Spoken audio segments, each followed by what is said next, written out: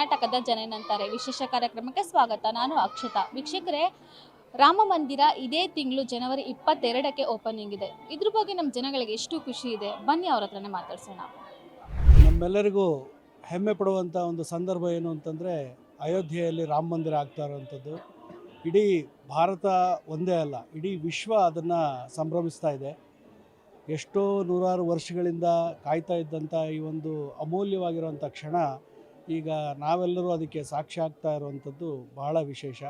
ನಾವೆಲ್ಲ ಪುಣ್ಯಜೀವಿಗಳು ಅಂತ ಭಾವಿಸ್ತೀವಿ. ಯಾಕೆ ಅಂತಂದರೆ ನೂರಾರು ವರ್ಷ ನೂರಾರು ಜನ ಸಾಕಷ್ಟು ಅವರ ಪ್ರಾಣವನ್ನೇ ತ್ಯಾಗ ಮಾಡಿ ದೇವಸ್ಥಾನವನ್ನು ಕಳ್ಕೊಂಡಿದ್ವು. ಈಗ ಅದನ್ನು ಮತ್ತೆ ನಾವು ಗಳಿಸ್ತಾ ಇರುವಂಥದ್ದು ಅಭೂತಪೂರ್ವವಾಗಿ ಭವ್ಯವಾಗಿ ನಮ್ಮ ರಾಜಋಷಿಗಳಾದಂಥ ನರೇಂದ್ರ ಮೋದಿಯವರ ನೇತೃತ್ವದಲ್ಲಿ ಈಗ ಪ್ರತಿಷ್ಠಾಪನೆ ಕಾರ್ಯಗಳೆಲ್ಲ ನೆರವೇರ್ತಾ ಇರೋದು ನೋಡಿದ್ರೆ ಇದು ಮೋಸ್ಟ್ಲಿ ನ ಭೂತೋ ನ ಭವಿಷ್ಯತಿ ಅನ್ನೋ ರೀತಿಯಲ್ಲಿ ಮೂಡಿಬರ್ತಾ ಇದೆ.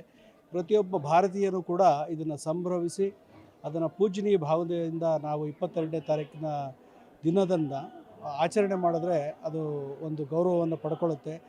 ನಾವು ಎಲ್ಲಿದ್ದೀವೋ ಅಲ್ಲೇ ಆ ರಾಮನ ಸ್ಮರಣೆಯನ್ನು, ರಾಮನಾಮ ಜಪವನ್ನು ಮತ್ತು ಅಯೋಧ್ಯೆಯನ್ನು ಸ್ಮರಿಸೋದ್ರ ಮೂಲಕ, ಪ್ರತಿಯೊಂದು ಮನೆಯಲ್ಲೂ ದೀಪಗಳನ್ನು ಬೆಳಗಿಸೋದ್ರ ಮೂಲಕ ನಾವು ನಮ್ಮ ಭಕ್ತಿಯನ್ನು ಸಮರ್ಪಣೆಯನ್ನು ಮಾಡೋದಕ್ಕೆ ಇದೊಂದು ಸುಸಂದರ್ಭ ಅಂತ ನಮ್ಮ ಭಾವನೆ.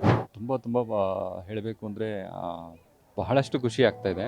ಇದು ಎಷ್ಟೋ ನೂರಾರು ವರ್ಷಗಳ ಒಂದು ನಮ್ಮ ಸನಾತನ ಧರ್ಮದ ಒಂದು ಕನಸು. ಇದು ನಮ್ಮದೇ ಆದ ಒಂದು ಜಾಗಕ್ಕೆ ನಮಗೆ ಒಂದು ಸಿಕ್ಕಿರಲಿಲ್ಲ ಪರ್ಮಿಷನ್ ಒಂದು ಇದಾಗಿ. ಇದು ನ್ಯಾಯಯುತವಾಗಿ ಎಲ್ಲರೂ ಹೋರಾಟ ಮಾಡಿ ಇದನ್ನು ಒಂದು ನಮಗೆ ಭಗವಂತನೇ ಒಂದು ಜಯ ಗಳಿಸ್ಕೊಟ್ಟಿದ್ದಾನೆ.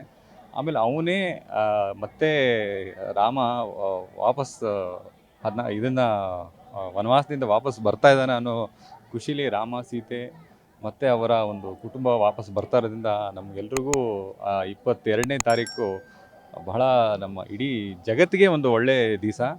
ಆ್ಯಂಡ್ ರಾಮರಾಜ್ಯ, ನಮ್ಮ ದೇಶ ರಾಮರಾಜ್ಯ ಇದರಲ್ಲಿ ಮತ್ತೊಂದು ಮಾತು ಡೆಫಿನೆಟಾಗಿ ಆಗೇ ಆಗುತ್ತೆ.